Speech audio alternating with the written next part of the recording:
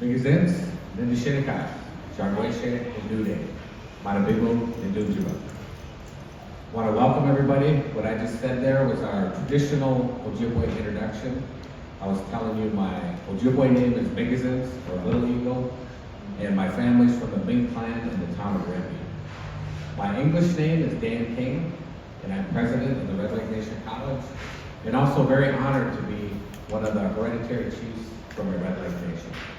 I want to welcome all of you coming from all these great distances to be here today.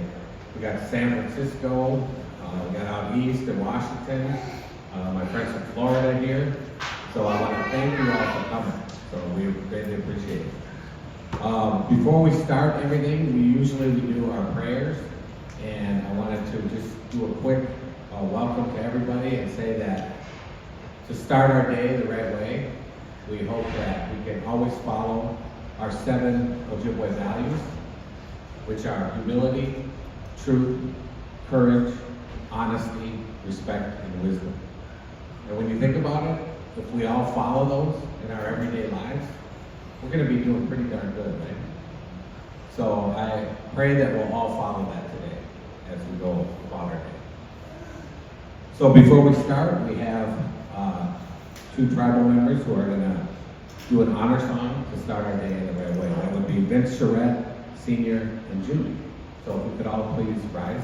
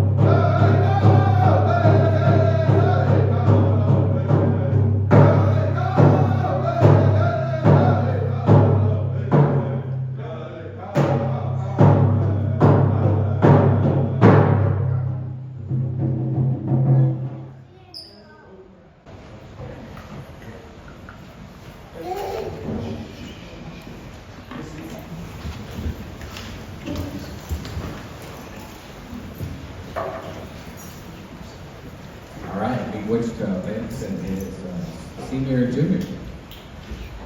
I wanted to welcome everybody here today, and we're really excited about this partnership with SFI, and I thank everybody for coming today. We're going to, first, since we have a lot of people that are new to Red Lake Nation College, I just wanted to take about 10 minutes and give you a quick overview of what we're all about, Red Lake Nation College, and then also tell you a little bit about an exciting new project that we're just starting to work on. So I think, Devin, are you handling the speaker? Oh, there we go. So I just wanted to, it's going to be a quick, I'm going to give you guys a really quick executive version of this. So go through it real fast, about 7 minutes, and then that other new project will just be a few minutes. So we'll tell you about our Minneapolis vision here at Red Lake Nation College, and then I wanted to say also big wish to our new partner. So we actually have a beautiful main campus. That's our main campus in Red Lake. It's gorgeous, so I invite all of you to come up there sometime whenever you get a chance. But that's our main campus, and this Red Lake is our new site. So we're really transforming Native communities. So what we are is we're a 2-year community college for Natives. So we serve a unique market niche that nobody else serves. That's Native Americans in higher education. We always tell people we're in the people business. So we build people up. We build up their academic skills and their confidence so that after 2 years they say to themselves, you know what, I think I can go to a 4-year college. And so we need to do that. 80% of our students are first generation college students like me, the first ones in their family to ever go to college. So at this point we have over 330 grads. We had 36 last year and we're going to have about 45 next year. So we're really proud of that. And then, so our vision is to get students ready to go to a 4-year master's, PhD, professional degrees and beyond, not just be satisfied with a 2-year degree. So we serve students anywhere through a high flex mode, meaning you can either go in person or you can go online. So we're open to the public, so what that means is all you need is a high school diploma or a GED to come to our school. So we provide access and opportunities for Natives, mostly low-income Natives. So here's what really makes us unique. Here's why we do it better than the mainstream schools. This is our secret sauce, right? You get that special recipe, that sauce that we have. Well, we have one too. And ours is, we found out, small classes, anywhere from 10 to 15 is our average class size. One-on-one attention. We call ourselves a family college because we really are. We serve Natives and we help them one-on-one and give them the Native perspective. We teach them about their values, pride, history, culture, language is required here, and then mentorship. Over 70% of our staff and faculty are Natives. And that's very unusual, even among tribal colleges. Like for our high school, for example, in Red Lake is 95% non-Native instructors.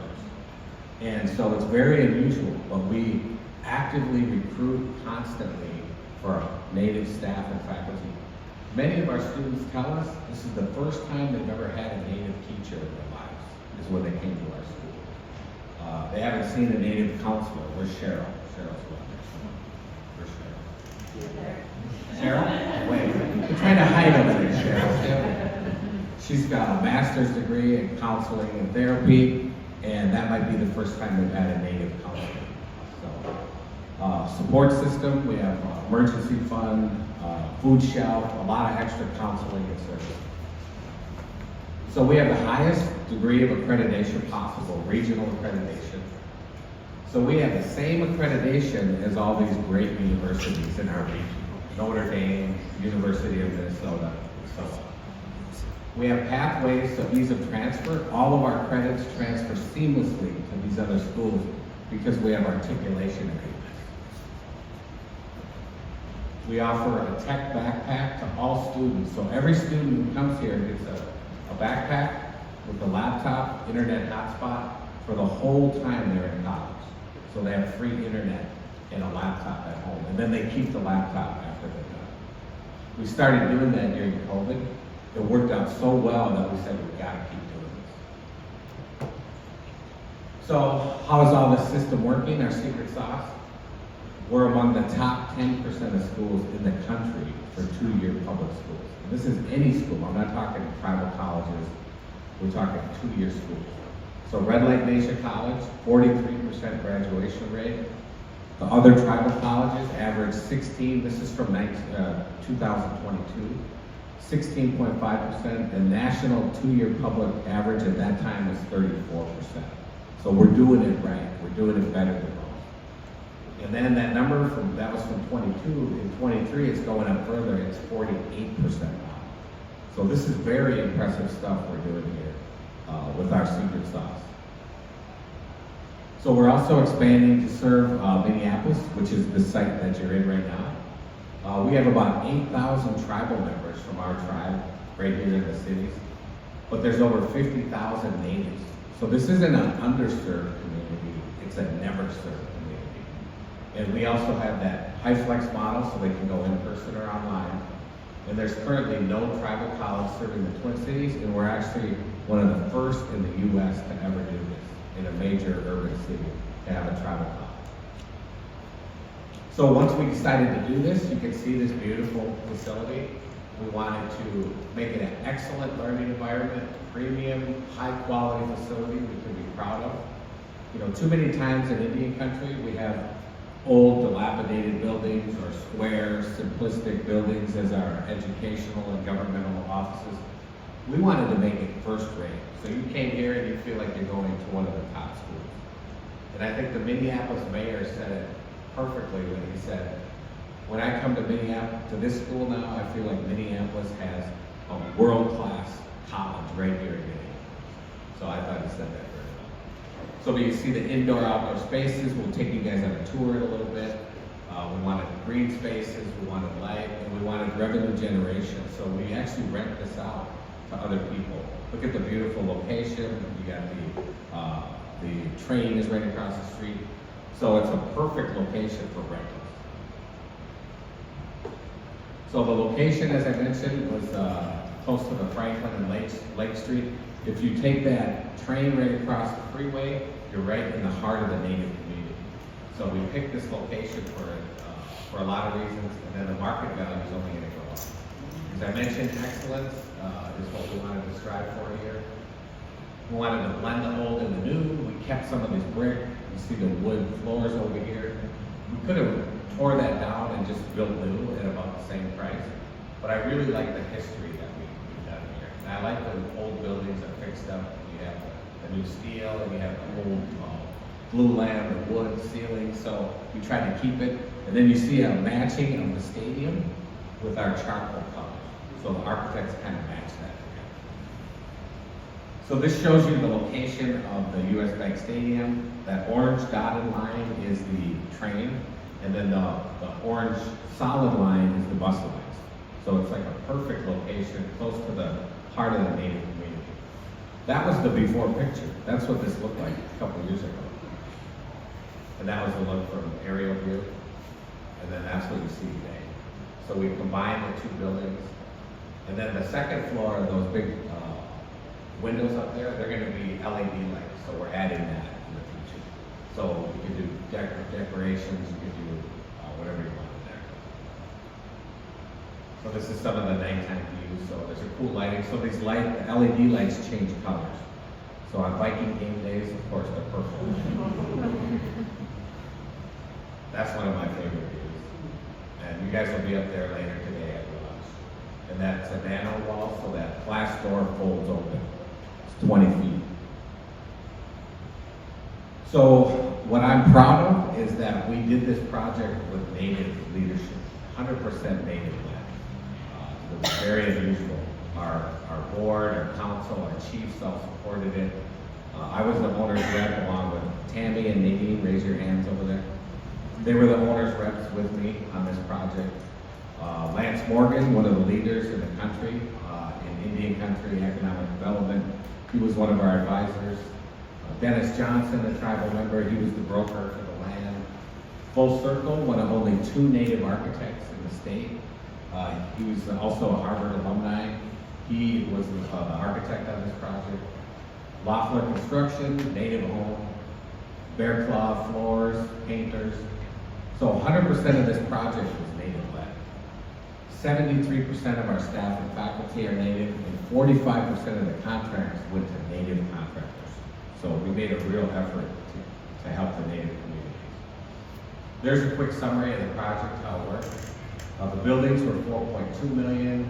The funds we used from COVID, about $8 million, and then with inflation, we had another $3 million we had to raise. State of Minnesota, raise your hand, Dennis. Commissioner of Higher Education right here. He was instrumental in helping us get that from the legislators. First time that's ever happened. We're just kind of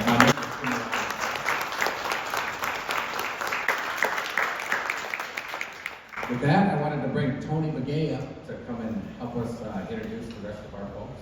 Let's give Tony a round of applause.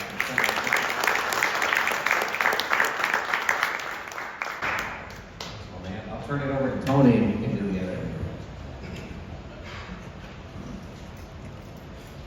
Good morning or afternoon, everybody. We have colleagues from San Francisco and Portland in today, so that's why I said good morning. This is a memorable and historical occasion, and I'm very, very glad to be part of it.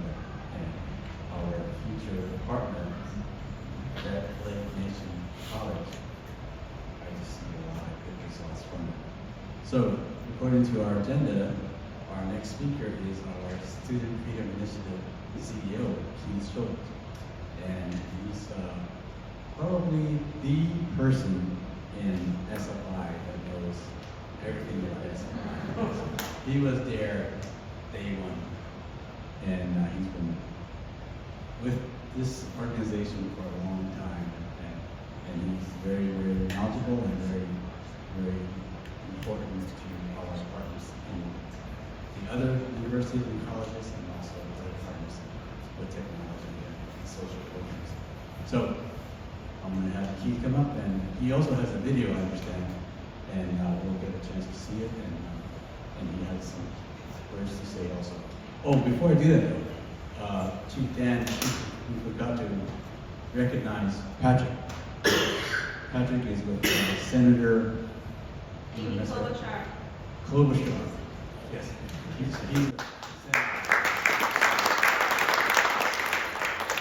okay, Keith, I'll give it to you.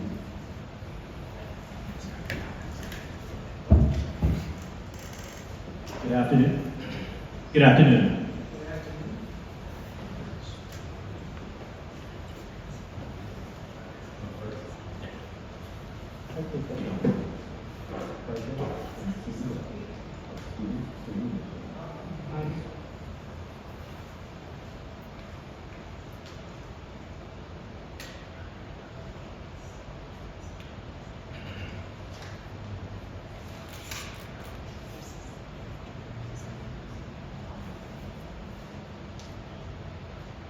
As I take the helm as President and CEO of Student Freedom Initiative, I am struck by the incredible progress that we have made since our founding in 2020. I distinctly remember Robert F. Smith, who was our founder and chairperson. He wanted to do something more than just pay off the student debt for the 400 men that attended Morehouse College. What he wanted to do was to address something that most people in this country only hear about, and that's this $1.7 trillion student loan debt challenge.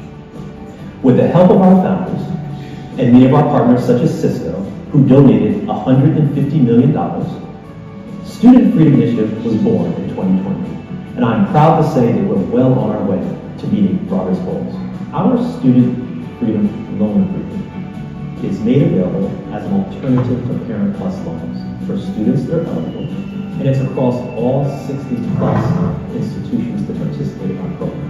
There are historically Black colleges and universities, public and private, Hispanic-serving institutions, as well as tribal colleges and other minority-serving institutions. Our partnership with Cisco, Prudential, and many of our other corporate partners have allowed us to do some fantastic programs and projects and services at our minority-serving institutions. So through our partnerships, we've been able to deploy reliable, affordable broadband services on campuses of our member institutions. We've also been able to provide cybersecurity across 96% of those schools that we've been participating with, along with Cisco. And that Cisco gift of some $100 million has done a great deal to actually preserve the infrastructure and the data that sits in many of our minority-serving institutions.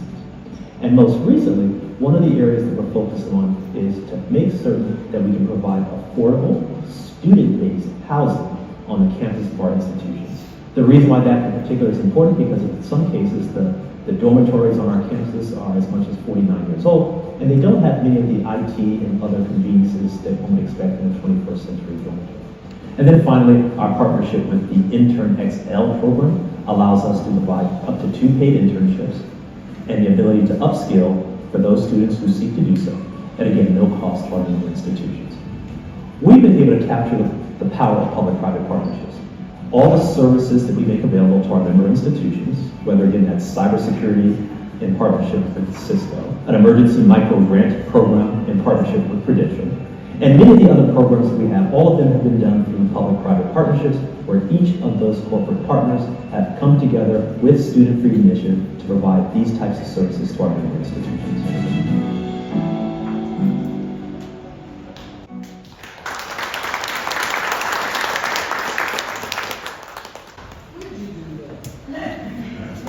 Tony, my team, I'm going to go off script, so get ready.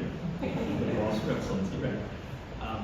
Again, President Dan Warren, thank you for everything that you guys do here. And I wanted to give the opportunity for some of those members on our staff to stand first. Tony, if you would. Tony is our project lead, working with all of our. Without him, we would not have entered into all the things we're doing up in Alaska, as well as the Hutre, as well as here. So again, Tony, thank you. Also, Dr. Beatrice Briglow, if you would. To names and support. She works with all of our minority serving institutions in terms of our outreach. Patrice, if you would. Make sure things like that get done. So we make sure that that does a better job than I do when we're speaking about those things. So what I wanted to do is give you a very quick summary of those areas that were identified in the video that we believe would be helpful here. We have a program called Handling Everyday Life Problems for Students. It's called HELPS. We recognize that there are some students, perhaps you have some, that have emergencies in which they have to go home because they have a sickness in the family. They have emergency housing needs because something happened at their home. They have a spike in their medication and therefore they need dollars to support that. Well, we actually can help, and we use HELPS to do that. We provide up to $1,000 per student per academic year for those one-time emergencies. And we believe your institution, your students just might be able to participate in this piece of work. The other activity that we do that's pretty supportive of your institution, your students, has to do with what we call the Student Investment Program. We just completed last year what we call cohort number 1. We've initiated cohort number 2. And on the surface, well, what is this Student Investment Program? Again, it's free money, just like the $1,000 that we offer for the HELPS program. Through one of our partners called Prudential, we actually make available $1,000 for each student that participates. That $1,000 is used to invest in a diversified portfolio. Of course, you want to diversify because it minimizes risk and all the things go along with it. But there's a catch. And the catch is they don't get the money until they go through the education. Right? There's a catch. Because we don't want them taking the dollars and not understanding. So in that particular regard, there's education they go through ahead of time. And after they go through that, we make sure that they have a diversified portfolio to get the $1,000 taken over time. Do you think if students learned about diversification, they learned about the time value of money, and they learned that with free money that's given to them when they graduate, perhaps, just perhaps, they'll be able to use that skill to help grow the wealth of their families and their communities. That's why we have that program here in partnership with an organization called Prudential. We know that it was Alec, if you would. We visited up in Alaska at Barrow, Demosavic, 24 hours a day, which was an experience, of course. And yes, I could whale and caribou and seal and all the delicacies you can possibly imagine in Alaska. Right? And so we traveled with Cisco quite frequently. And Cisco, along with Fund 2, which I'll come back to in a minute, but Cisco, $150 million. No small feat for a corporate partner to contribute $150 million to our cause. And our cause is very simple. We want to make certain that we address the wealth gap through the lens of education. Very simple. We want to provide the opportunity for students to attend tribal colleges, universities, Hispanic, and so forth, as well as historical black colleges and all minority serving institutions, the ability to increase their economic potential. Very simple. And so through partnerships with organizations, I referenced Prudential, who's not here, Cisco, and $150 million, that's how we do what we do. I referenced the fact that we have these public-private partnerships. That's how we do everything that we do, because we believe in the power of collaboration. Right? We believe in the power of collaboration. And so that's why it doesn't cost us anything to make those benefits available to students in terms of handling everyday life problems for students, the student investment program, because we have great partners like Cisco, who actually provide that to us. And President King, when you all were referencing in an earlier discussion, this notion of student housing, the last item that we identified, you want to have kids here. Because we had the same idea. What if you could provide market rate housing in these areas that are anchored by minority-serving institutions. In those cities where you have people who work there who can't afford to live there. What if you could provide students the ability to live on campus? We have data that says that for those students who live on campus, the persistence and graduation rates are double-digit, just by providing housing. So the last part of the video that you saw we did in Richmond last year, there was $40 million we put into the project to actually address that challenge, providing market rate housing in locations that are anchored by minority-serving institutions, in the community, as well as on campuses. The program that we have that's reflected that is the Living Space Initiative, and there are certain features that might be helpful for locations like this. What if we had a series of corporate partners that provided all the financing? What if we had a series of corporate partners who did all the development? What if in the process they guaranteed that the work would be done by local vendors? What if they used minority suppliers to do that? What if there was no debt required on your balance sheet and no money out of pocket up front? What if students got internship opportunities? What if they also, part of the proceeds went to address student debt? Wouldn't that be a great idea? Well, that's what we did. We have a series of partners that agreed to all of those guiding principles. We started in Richmond, and we have multiple locations that are ongoing. And don't know the extent to which we can or not, but let's talk about that little activity that you want to put up there. Because there may be something we can do with one of our 3 partners. We have 3 partners, one which focuses on student housing, one partner that focuses on workforce housing, and the other that focuses on both. So depending upon the economics of the situation, we may be able to use one or the other of those to make sure we do the deal when the deal closes. And for those who understand the finances, the deal has to close that way. Because it's not philanthropy, really, it's an investment. And so as part of that, we wanted to make sure we had 3 qualified vendors that complied with all 6 or 8 of those guidelines. So you can rest assured we've already done that body of work, and those 8 principles that I just mentioned are those that we want to mention. I left intentionally because it's the last portion of the video. Lynn, so that you can see. Along with Cisco, at $150 million, you have people in this room who donated $200 million to the cause.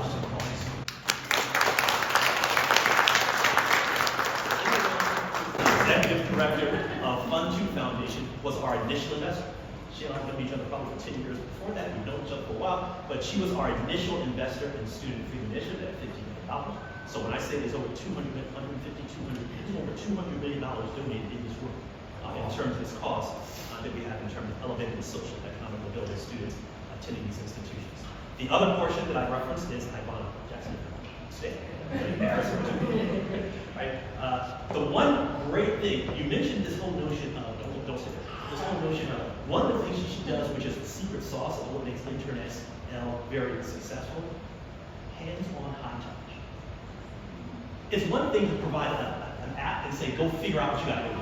It's another thing to actually do all the high touch necessary to make sure that if a student is about to go into a work environment, they can go work and understand that work environment and actually not give up themselves in the process.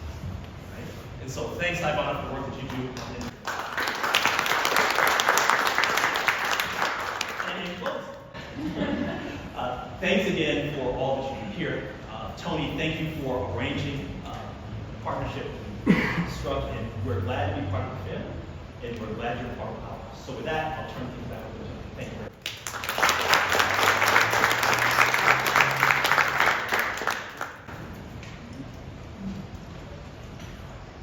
Thank you, Gabe. I want to talk about a little bit of what I do and what it means to me personally. And I want to introduce what other colleagues in universities. And the results that he showed, it's awesome. It's really great.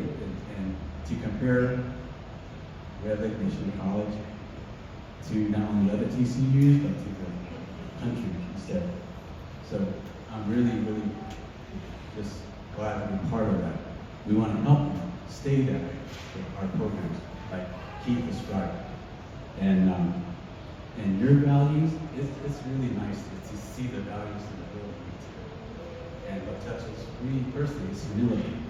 And that's what I really gravitate towards. And although we may have our programs to help you get where we want to be, you're also going to help us through making us aware of the importance of language and culture and your values. That's what I'm looking at here. So with that, I'm really glad for this collaboration, and I'm glad for the partners that Keith mentioned and some of our supporters here in the city, in the state, and in the country. So I want to thank all of you for being here today and joining us for this historical occasion. And I want to recognize my friend that came all the way from Portland, Oregon, David Coronado. Stand up, David.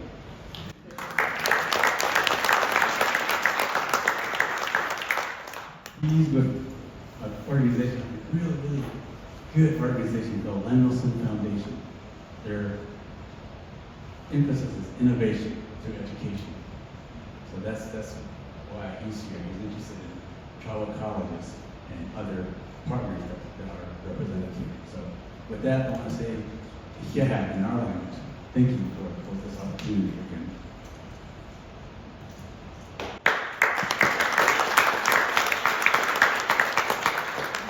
Moving on, like I said, partners is important in our projects, in our existence.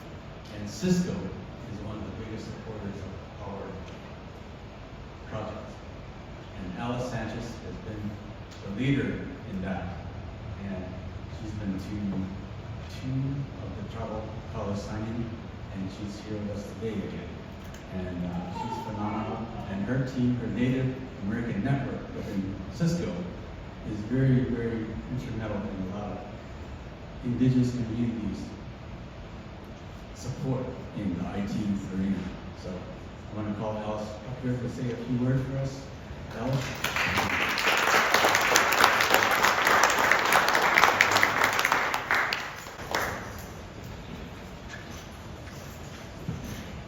Thank you, Tony. You guys hear me okay?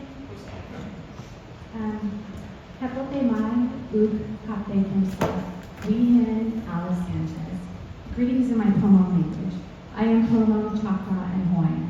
I am also a security engineering technical leader at Cisco, as well as the global lead for the Native American Network. I'm so excited to be here today. I mean, this school is super amazing. Dan, your hospitality has been great, and this is my third time coming to one of these signings. Keith, I mean, everyone's just, it gives me goosebumps to be able to provide for my people. This is my dream job. In addition to bringing broadband to underserved tribal communities, backpack drives to underserved tribal schools, from the Intertribal Friendship House in Oakland, California, to Wounded Knee School, South Dakota, Palawaski School in North Carolina, and many more. Our work bringing awareness to MMIW, our STEM events, bridging the digital divide between the youth and the elders, and recruiting Native talent into Cisco. We're 0.3%. We're not even 1%.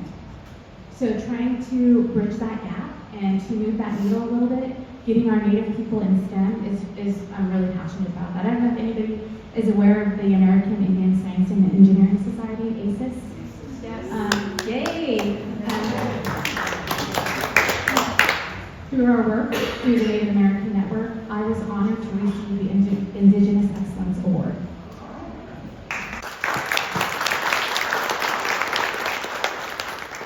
Of course, a lot of that goes to my team as well. One of my favorite initiatives around our social justice work is providing TCUs with cybersecurity infrastructure support services to help achieve NIST compliance, which allows our schools to receive Title IV grants and funding. Our first again was in Kudareo, Ojibwe in Wisconsin. Our second was Willie Talbot College in Alaska, and yay, Red Lake College here.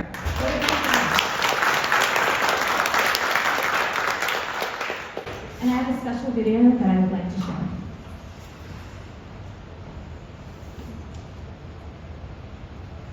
We thank you for this special day and also for Wakalayaku. Amen. We have this Inupiaq word, atauchamukta.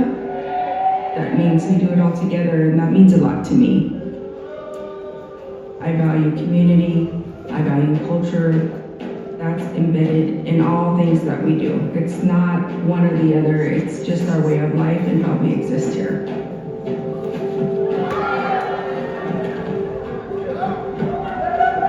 You feel that sense of community even here at Ely Southwick College. We're here for one another.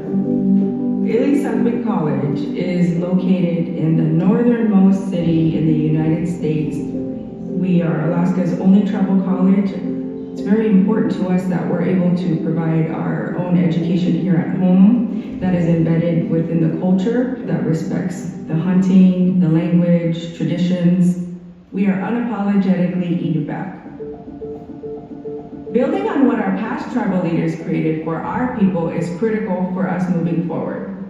We believe that cultivating expertise in IT and cybersecurity here at home in the Arctic is essential. A critical step was to meet updated federal cybersecurity requirements that all colleges now must meet to continue Title IV funding. Cisco's solutions and services were an important part of helping us maintain and modernize our cybersecurity needs, and the new federal requirements were successfully met. They got us, they understood what we were doing and have built. Now, we are creating a networking academy right here in Utqiagvik. Students will have the opportunity to pursue professional growth without the need to relocate from their home communities. This strengthens our sense of community and perpetuates our Inupiaq culture.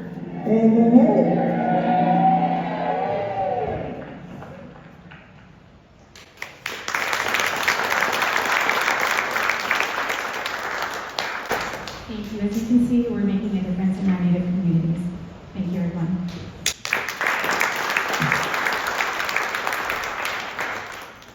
Thank you, Alice. Moving on with one of our partners, which is significant to our success, is Indigenous. We have Alana here, and without her and her organization, a lot of SFI, schools, and their students won't be in the workforce. So we want to establish that with your college also here and other tribal colleges. Alana, come up, please. So, my boss, and I think it's important for her to set context, so we're gonna have her show a video, and I'm gonna let her speak first, because she's more important than me. Okay, then you better come up here.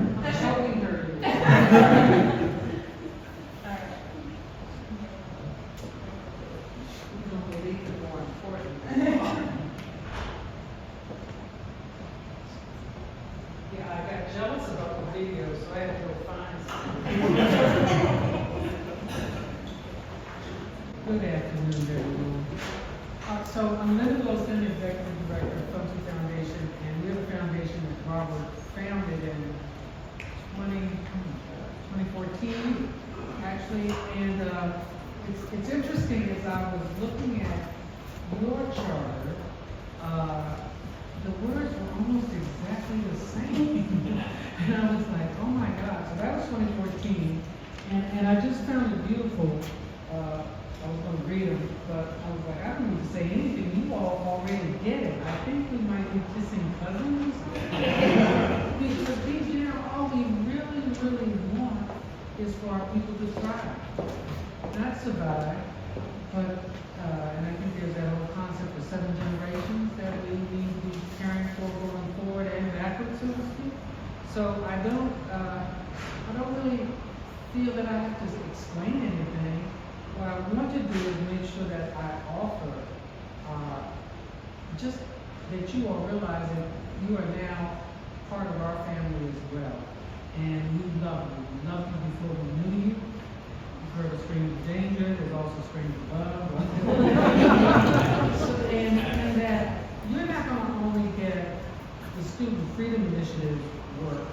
I'm on their board, so I do harass them a lot. But you also get us. And we have several projects. For one, I would say the restoration retreat that we do, where we bring 14 to 17 girls up to Robert Smith's ranch, and the horseback riding and fly fishing and drumming, and just finding those sacred spaces and places and time to reimagine the world that we know could be. We haven't experienced it yet, but we know we have the time and just the rest that we can replicate what we know sugar is. If you don't know what I'm talking about, we really haven't done it yet, but it's there. I'd also like to offer you all, we just got 10 Indigenous young people who started our UNCF STEM Scholars Program. And what I would like to offer is, they don't know this yet, so I'll tell them when I get back, that we will give them a stipend to partner with your kids, I'm sorry, I said kids, I'm old, your students, to just have a friend in a different place. You know, I believe in peer mentoring as much as older mentoring. Deep down, we all know we listen to each other, to peers, a whole lot more than parents, right? So, we have 10, and by tomorrow, you will get their names and email addresses, and we will give them money to work with your folks to just give them an explanation of what a 4-year college is going to be, all that kind of stuff. So, look, thanks to Robert's wealth, people come our way. Sometimes for the wrong reasons, but deep down, I'm an old lady, so I can smell truth and trust, and I will put you to work. Don't tell me you have something to offer, I will definitely put you to work.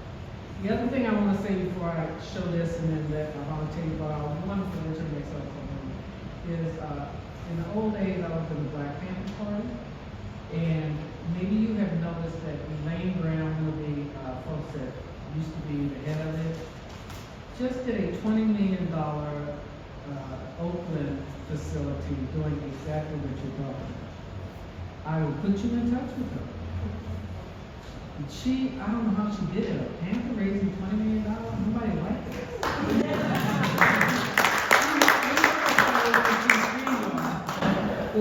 We saw newspapers get money, but she actually had a suit and won it for $2 million, and parlayed at $2 million, and they would raise $20 million, and built, and it's beautiful, exactly what you're talking about. So you might want to bring her on, as like, how can you, some of they're really nice corporations like Cisco, but then there's some idiots that you may have to twist their arms around. She'll tell you how to do it. She was my boss. I know. She owns me. So if I can just show you all what this is us, and know that you are now one of my chickadees, as I call them, that we will take care of no matter what you need. We'll find a way. If we don't have it, we know somebody that does, and we will help you get whatever you need. That's important. Today, I want to offer you this piece. For you now, and for your legacy to come. In a world that is constantly shifting, morphing, shaping into the unknown, I invite you to remember, hope is our daily practice, and choice is our tool. Each moment, we have an opportunity to meet a new version of ourselves and unearth the parts the world has yet to see. It's both an experiment and a great adventure, a constant testing and expanding of our minds' wildest dreams. And remember, it's all connected. Every note strung up like stars across the page. Every sound of shining brass, wind, and syncopated beat. We are part of nature's symphony, and the gifts and weight they carry. It's our collective breath that guides us through each day, reminding us that there is life here, and a lifetime waiting to be explored. So, I dare you, even in the midst of chaos, I dare you to live. Know that your light always gets to shine here. Every limb and twisted curl gets to thrive here. Beautifully crafted brown skinned you gets to fly here. You are the music the earth has been waiting for, and a present reminder that joy and healing are ours to have. So today, make room for your hands, for your soul, for your roots to reconnect.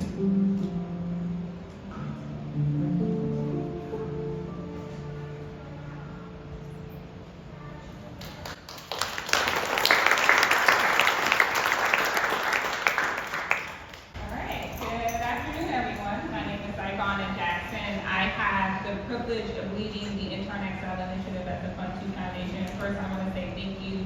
From the time I walked through the door, I could feel the love and hospitality, and so it's been amazing to be here, so thank you for hosting all of us. The Intern Excel initiative is designed to support students with internships from the time they get to college to the time they graduate. So that is a very hefty task for us, but I have an amazing team that works around the clock to make sure that they're getting those paid internships. Our internships range from about $20 an hour to $64. Asana was our highest paid internship partner this year. Before I got here, my team called me to tell me we have a whole new set of tech internships as well as marketing internships that just launched this morning. And so we're really excited that we're now able to hire all year round. In addition to that, thanks to Linda and the board, we provide a relocation stipend. So no matter where the internship may be, the student can go to that location. We relocate students in cohorts, so they're never in a city by themselves, but there's 5 to 10 to 30 other students there. And they're there kind of creating that community with each other while they go through their internship experience. The other thing that we provide is a learning management system, and so our goal is to also upskill students while they're in college, and so making sure that they're getting those certifications, their project management, IT, Google Cloud, Cisco's a partner, we're very proud of that work. Accenture is also a partner with us in this work. Pluralsight's another partner, we're closing some other deals as we speak. And so there's over 4,000 courses. We launched 30 new AI courses at the top of this year because we understand that AI is constantly changing every industry at this point, and so we want to make sure our students understand how to use the technology, not just using it as a tool or as a toy, but as a tool as they navigate their college experience. Beyond that, we are high touch, as Steve mentioned, so we have a team that's literally a student engagement team. Their job is to make sure students are successful. So I was telling one of the staff members earlier Sunday, I was sitting there looking for scholarships. Scholarships is not what we do, but we need to make sure our students graduate. And so I spent my Sunday afternoon after church finding 20 to 25 scholarships to make sure our students graduate college. And so it's a full wraparound service from the time you walk in the door to the time you walk out the door. Linda makes sure that we only partner with corporations that's committed to the work. And so everyone's not a partner, but the partners that we have are amazing at what they do.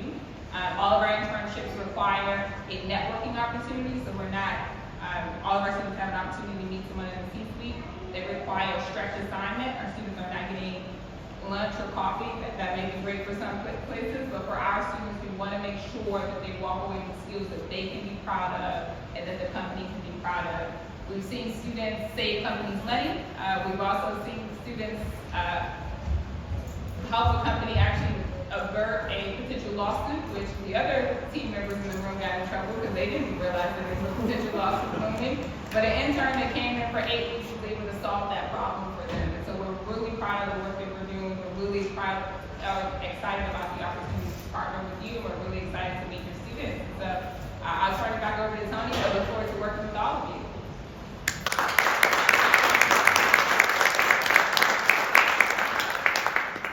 Thank you, Ivana. Somebody's phone is up here.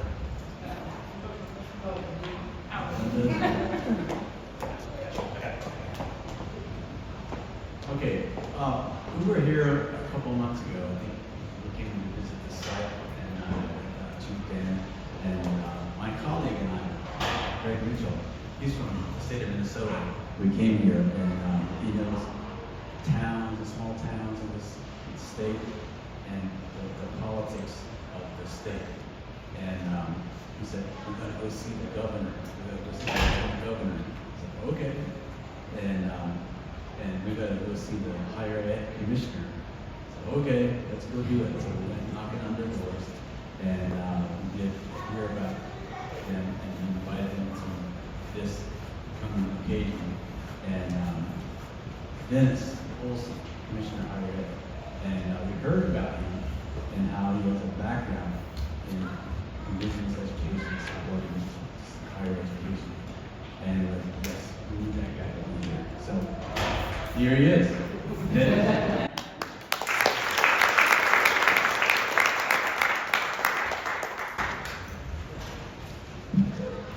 Miigwech Tony, Ujuginawa, Minnesota Indigenous College of Nashimon, Dr. Down and Gaju Nam and Dunjaba, welcome to O'Day.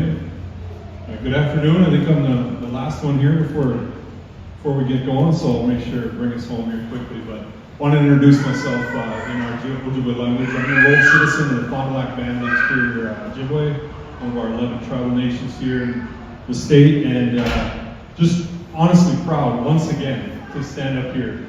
Been proud to offer some remarks a few times here at Red Lake Nation College on behalf of the governor, lieutenant governor, and on behalf of the entire state, really to do a ribbon cutting here, and then come not too long ago for the grand opening, which was just a beautiful ceremony in and of itself, and then now to stand here once again to celebrate an incredible relationship here with Student Freedom Initiative. And so, again, on behalf of the governor and Office of Higher Education, on behalf of the entire state, thanks again for having us.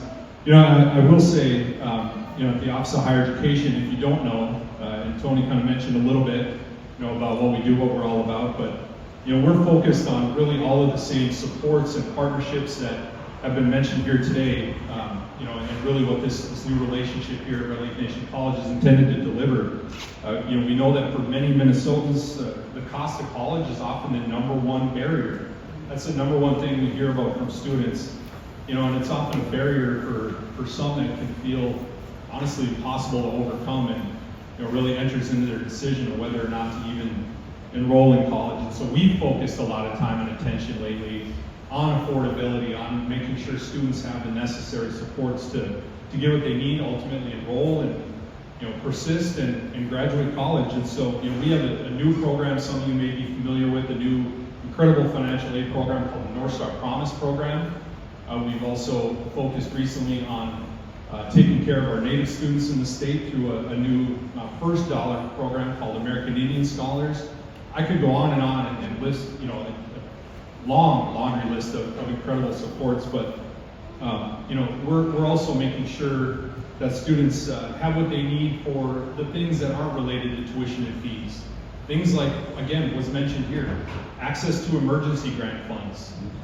We want to make sure the last thing that students need to worry about is if they have a toothache or if they have a failing transmission. We don't want those things to derail them, from ultimately completing their program, disrupting their paths. So, these, of course, many other student supports and tailored access, things like internships. We just heard incredible opportunities for internships.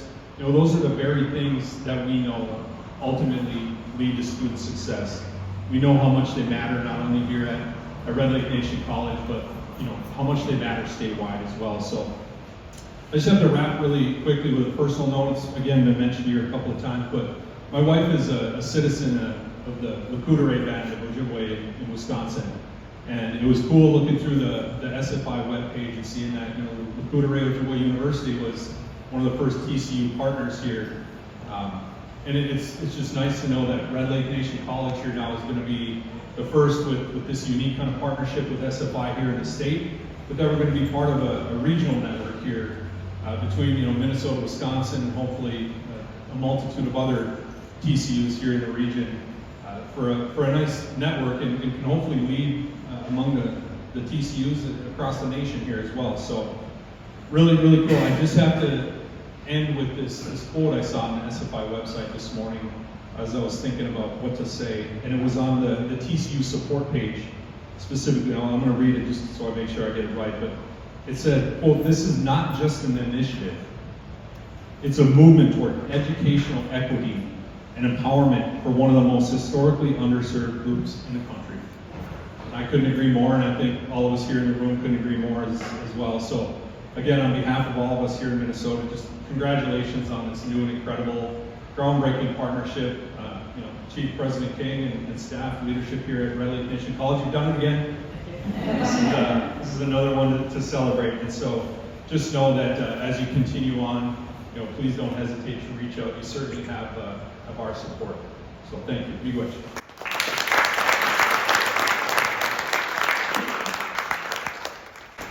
Thank you, Dennis. Well, we're getting close to the closing, but I want to give an opportunity for Patrick. Come on, Patrick. When I talk to Patrick, no, I don't have to talk. I hope Patrick, you have to talk. Well, thank you. My name is Patrick Pelliker, and I'm an outreach director with Senator Amy Klobuchar's office.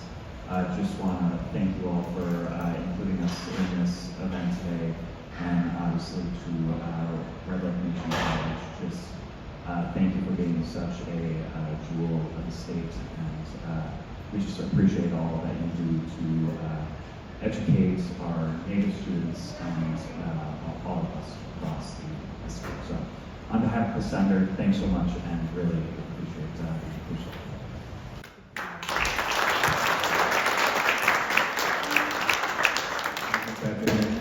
This concludes this portion of our event.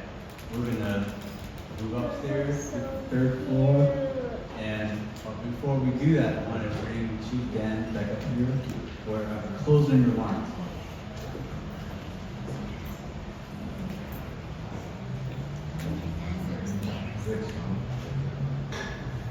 Yeah, pretty amazing. I agree. I think we say we're a family college. We're a family here. We all think the same way. When you were talking back there, we were back in the corner, and what'd you say, Liza? Sold? Sold. But no, I think we are all perfectly aligned. You know, we say that too, how did we achieve such success here at Red Lake Nation College? We have our tribe backing us up with the investment and the support, investing in our people. That's what we're doing. We're investing in people. We got that. We got our college board is behind us. We got the state of Minnesota behind us. We got our community members behind us, and we got great partners. So we don't waste any time on political nonsense and petty things that slow people down, an organization. So that's how we're doing this. Everybody's saying, how do you guys do this thing? You have a small group, you have a small team, but we're achieving these amazing results. It's through that. It's through everybody working together, going in the same direction, and that's making all the difference. So the fact that we have other partners here, now that we can work with and expand our reach, and I love what you were saying about taking a step further. Don't just have this building, but what about the people working there? And what about the people learning from this whole project? Why not have these as students? So this could be an amazing learning experience too. So I think we can learn a lot from everybody in this room. And we always have a commitment to continuous improvement. So we're always trying to get better. We don't think, oh yeah, we're at the top, now we're gonna stop. You're like a tree, you're either growing or you're dying. So we wanna keep going forward. So I wanna say thank you so much to everybody who's here today and for coming from such a great distance. I loved hearing all your wonderful words. So we're gonna go upstairs on the third floor, and then we'll do our signing, and then we'll eat. That sound good? All right?